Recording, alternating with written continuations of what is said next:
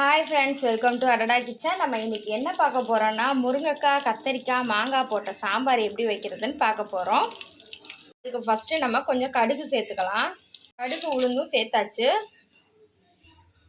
இது நல்லா பொரிஞ்சதுக்கப்புறம் கொஞ்சம் ஜீரகம் சேர்த்துக்கலாம். கடுகு நல்லா பொரிஞ்சிக்கிட்டு இருக்கு. இப்போ நம்ம கொஞ்சம் ஜீரகம் சேர்த்துக்கலாம். நான் ஒரு அரை ஸ்பூன் அளவு, அரை ஸ்பூனோட கம்மியாகவே ஜீரகம் சேர்த்துருக்கேன். கொஞ்சமாக மிளகு சேர்த்துக்கலாம். இது எல்லாம் சேர்ந்து நல்லா பொரிஞ்சதுக்கப்புறம் வெங்காயம், பூண்டு சேர்த்துக்கலாம். பொரிஞ்சதுக்கப்புறம் வெங்காயமும் உரிச்சு வச்ச பூண்டையும் சேர்த்துக்கலாம். சேர்த்துட்டு இது ரெண்டுத்தையும் நல்லா வதக்கி விட்டுட்டு கொஞ்சமாக ஒரு அரை தக்காளி அளவு சேர்த்துக்கலாம். நான் ஒரு 4 காஞ்ச மிளகாவும் ஒரு அரை தக்காளி அளவு தக்காளி சேர்த்துருக்கேன். இது எல்லாத்தையும் நல்லா வதக்கி விட்டுக்கலாம்.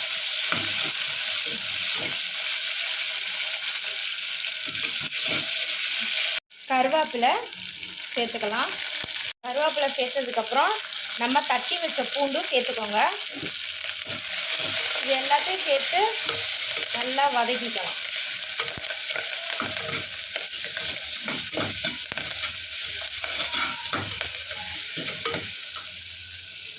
இது எல்லாம் வதங்கிட்டு இருக்கும் போது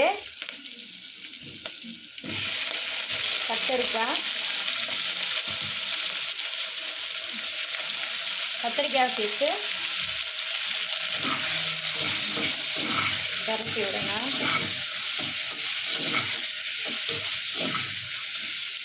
அதே மாதிரி முருங்கைக்காவையும் போட்டு ஒரு பரட்டி விட்டுட்டு இதுக்கு தேவையான உப்பு சேர்த்துக்கலாம். நம்ம உப்பு சேர்த்துக்கலாம். உப்பு சேர்த்து நல்லா பரட்டி விட்டுட்டு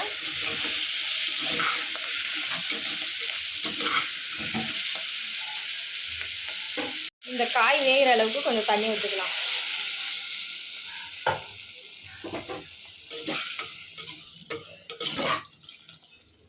காய் வேகட்டும். வெந்ததுக்கப்புறம் நான் ஆல்ரெடி தக்காளி, வெங்காயம், பூண்டு, பச்சை மிளகாய் போட்டு பருப்பு வேக வச்சு எடுத்து வச்சுருக்கேன். இதோ பாருங்கள், நான் பருப்பு வேக வச்சு எடுத்து வச்சுட்டேன். இந்த காய் வெந்ததுக்கப்புறம் நம்ம இந்த பருப்பும் மாங்காவையும் சேர்த்து மிக்ஸ் பண்ணி போகிறோம். காய் பாருங்கள் நல்லா வெந்துக்கிட்டு இருக்கு.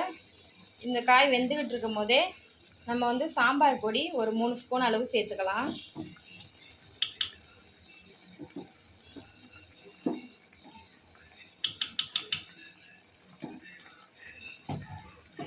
சாம்பார் பொடியையும் நல்லா போட்டு கிளறி விட்டுக்கலாம்.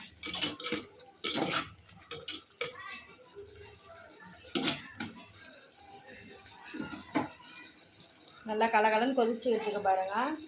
நம்ம சாம்பார் பொடி போட்டாச்சு. நீங்கள் வீட்டில் அரைச்ச சாம்பார் பொடியாக இருந்தாலும் சேர்த்துக்கலாம், கடையில் வாங்கின சாம்பார் பொடியாக இருந்தாலும் சேர்த்துக்கலாம்.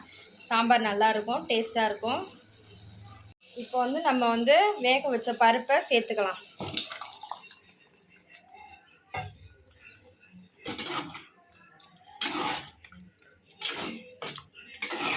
சேர்த்து நல்லா எல்லாத்தையும் கிளறி விட்டு இந்த சாம்பாருக்கு தேவையான தண்ணி சேர்த்துக்கலாம். நம்ம இந்த பருப்புக்கு தேவையான தண்ணி சேர்த்துக்கலாம்.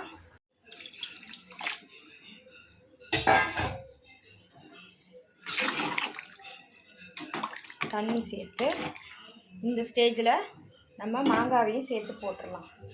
போட்டோம்னா குழம்பு கொதிக்கும் போது மாங்காய் வெந்துடும். உப்பு இருக்கான்னு பார்த்து உப்பு சேர்த்துக்கோங்க. உப்பு கொஞ்சம் சேர்த்துக்கலாம்.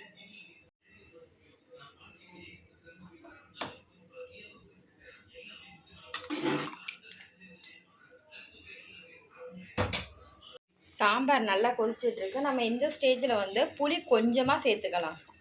புளி சேர்த்தாச்சு. புளி சேர்த்து கொஞ்ச நேரம் புளி வாசனை போகிற அளவுக்கு கொதிக்க விட்டுட்டு நம்ம இறக்கிடலாம் சாம்பாரை.